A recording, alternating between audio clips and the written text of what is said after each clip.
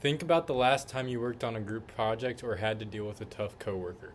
Did you notice how your influence and communication choices could completely change the outcome? Power and communication go hand in hand, and today I want to share the type of power I hold as a student and the power that influence has in my communication.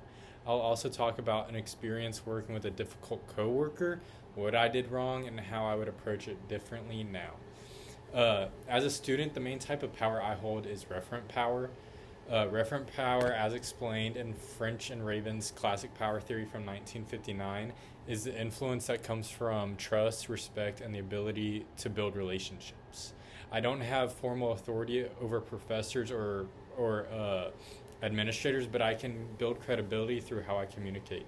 For example, in group projects, my classmates often turn to me to organize the meetings and summarize our ideas. This doesn't happen because I'm the boss, it happens because they trust me and respect my reliability. This connects to the course concepts of referent power, credibility, and interpersonal communication.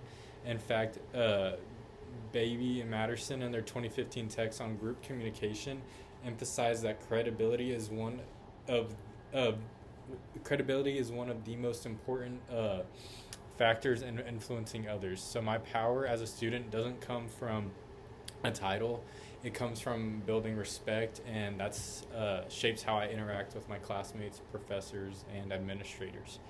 Now let me shift to my second question: working with the difficult person. At a previous job, I had a coworker who constantly interrupted others and dismissed new ideas. Honestly, my first reaction to that coworker conflict was to avoid it, but I mean, I kept my responses short, stayed quiet, and hoped it would go away, but it really didn't. For example, in one team meeting, I suggested a way to improve our workflow, but before I even finished this, coworker cut me off and dismissed it. Instead of doing conflict management strategies, it was very assertive and it didn't make me want to be an active listener.